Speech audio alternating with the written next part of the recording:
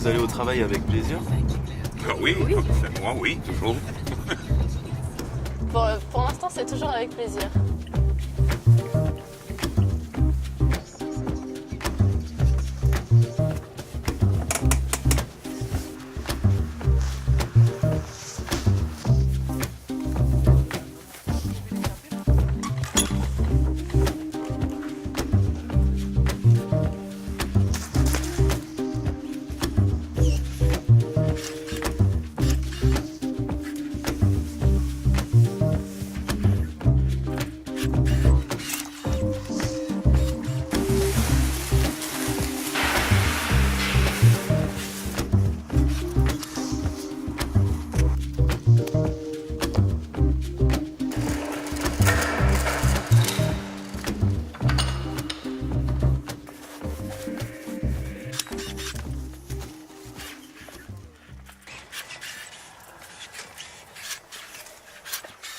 C'est bien silencieux aujourd'hui, c'est la caméra qui te fait peur?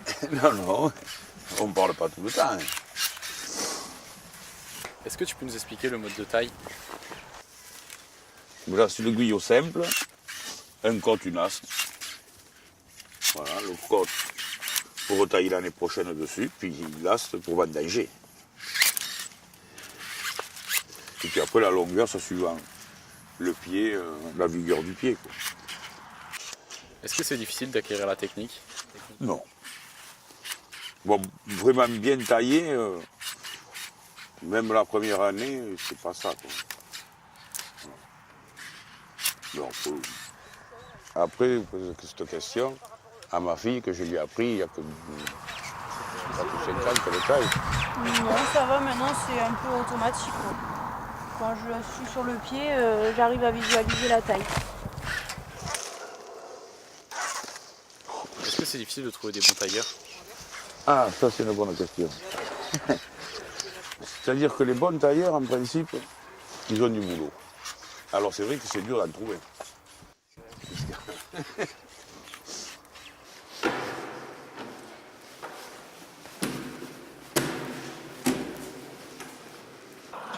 Et qu'est-ce que vous faites là?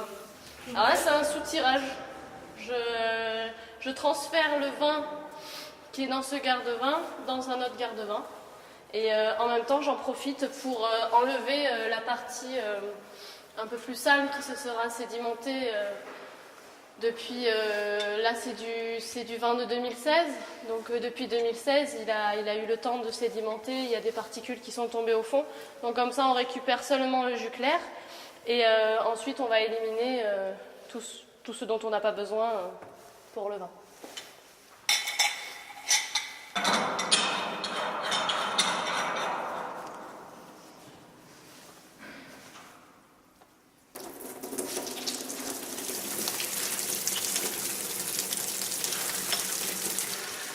Mais là, il est bien clair, il est joli. Est-ce que c'est difficile d'apprendre toutes ces procédures? Au départ, oui.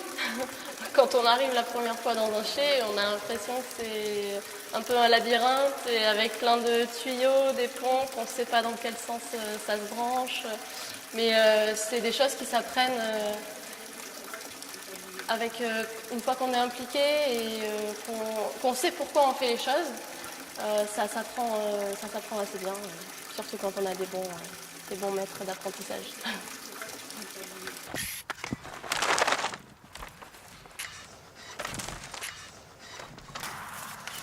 Combien d'années d'expérience est-ce que vous avez?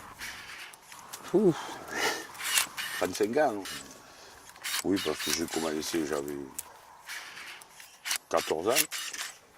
Et puis j'en ai 52. Alors. Je suis né là-dedans, moi, de toute façon. Alors. Mon père était là-dedans, ma fille est là-dedans aussi. Mon frère aussi. Mon Jean, c'est pareil, il a une propriété, enfin, on est tous là-dedans. Au départ, j'ai fait mécanicien. J'ai fait 1 an et j'ai arrêté pour me mettre dans la vigne parce que ça me manquait trop. En fait. J'ai fait ça au départ parce qu'on m'a dit il ne faut pas faire la vigne, l'agriculture, parce que tu ne gagneras pas ta vie. Et finalement, je ne suis pas malheureux. Et loin de là. Et je fais un métier que j'aime. C'est quoi que t'aimes le plus? Oh, rien me dérange finalement. Oui. Un manuel, c'est cahier, j'aime bien. Puis après, les tracteurs, n'importe, j'aime tout faire.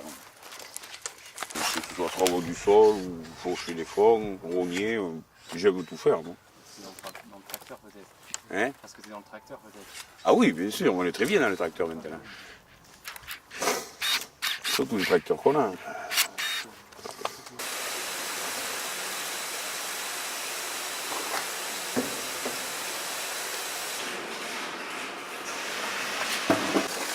Ça fait longtemps que vous faites ce métier? J'ai commencé en 2012. J'ai appris le métier. Et est-ce que ça vous plaît? Oui, c'est pour ça que je continue. Ça m'a passionnée depuis le début et aujourd'hui je ne me vois pas faire autre chose.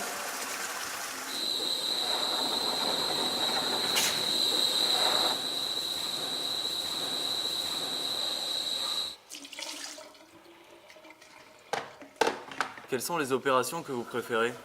Alors moi la partie que je préfère, je pense que c'est les vendanges. C'est une des périodes les plus intéressantes. On voit vraiment l'arrivée du raisin, donc le résultat de tout le travail qu'il y a eu à la vigne.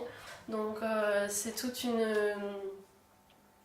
effervescence dans le chai pour réceptionner les raisins et choisir un endroit où on va mettre tel raisin.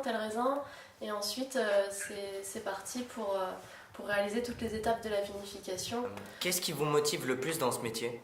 Moi, j'ai été attirée par ce métier parce que déjà, j'ai toujours été attirée par le côté agriculture. C'est quelque chose de vivant et c'est surtout qu'on sait pourquoi on est là. C'est vraiment quelque chose de concret.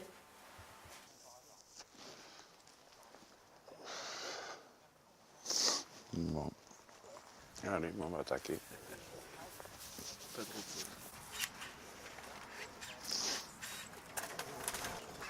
C'est pas trop dur physiquement?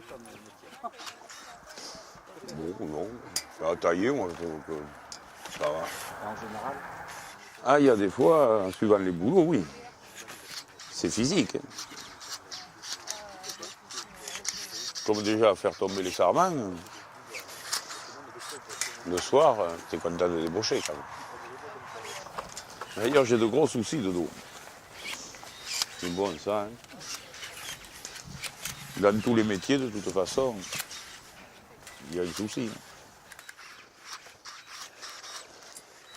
Avec l'âge, ça devient dur. Ah ben oui. Et plus ça va, plus repousse l'âge de la retraite, apparemment, ça va pas s'arranger.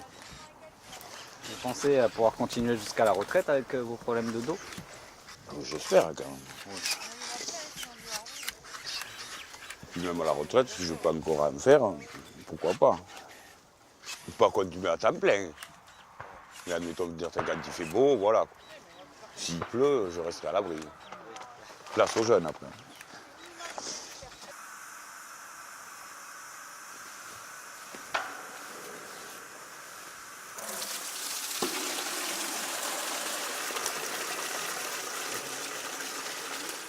C'est pas trop fatigant?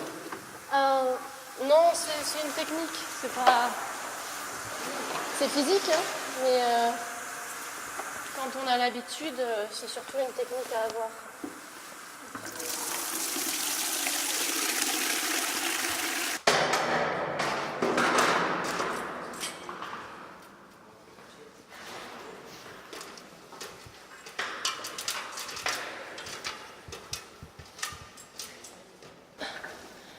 Bien sûr, rien ne se passe comme prévu.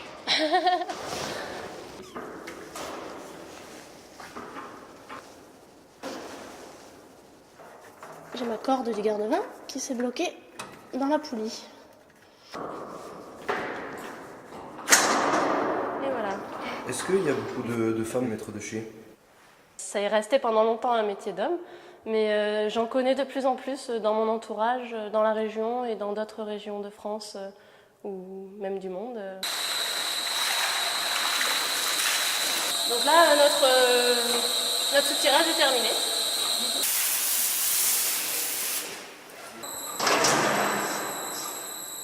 Donc j'ai soutiré mon garde-vin numéro 2, que j'ai mis dans mon garde-vin numéro 4.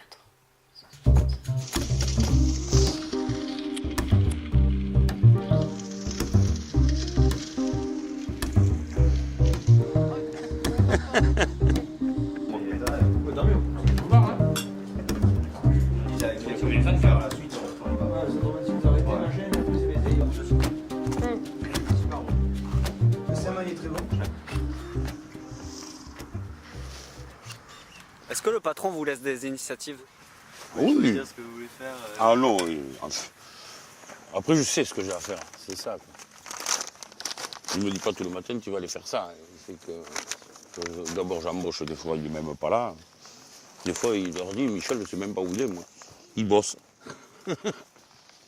Il sait que ça se fait, quoi. De quoi vous rêviez quand vous étiez jeune? J'aurais aimé avoir ma propre propriété, mes vignes et faire des céréales, tout ça, mais bon, ça c'est pas fait. Puis finalement, je suis très bien comme je suis, quoi.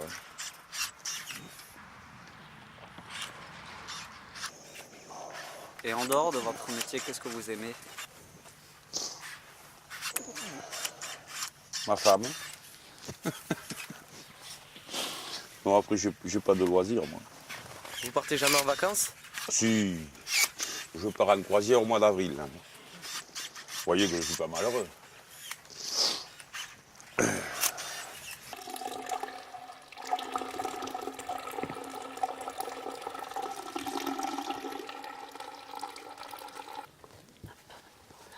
Là j'ai ma première cuve.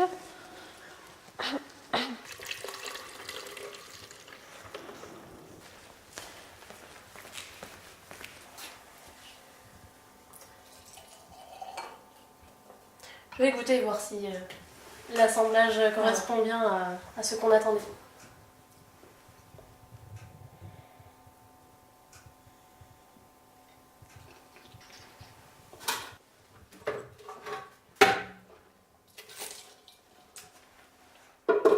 C'est bon. Là, je peux remplir ma bouteille. Qu'est-ce qu'il a comme place votre métier dans votre vie? Ça, c'est une bonne question. Ça a une place très importante. C'est un métier passion, donc c'est un métier qui prend à cœur. Et même si on fait quand même en sorte d'avoir une vie à côté, une famille, des amis. Mais c'est vrai qu'on l'a toujours dans un coin de la tête. Mais c'est ce qui permet aussi d'être content de se lever le matin et d'être content d'aller travailler. Pour moi qui veux me lancer, qu'est-ce que tu me conseilles? Si t'aimes ça, fausse. Ah oui. Il faut que tu aimes ça, sinon il ne faut pas le faire. Ça, surtout pas. Hein. Il faut que tu te lèves le matin, que tu sois content d'aller bosser, tout ça. Sinon ça ne t'arrivera pas. Quand tu commences, tu as intérêt à pas compter les heures, rien du tout. Ah, faut bosser, quoi. C'est comme ça qu'on y arrive.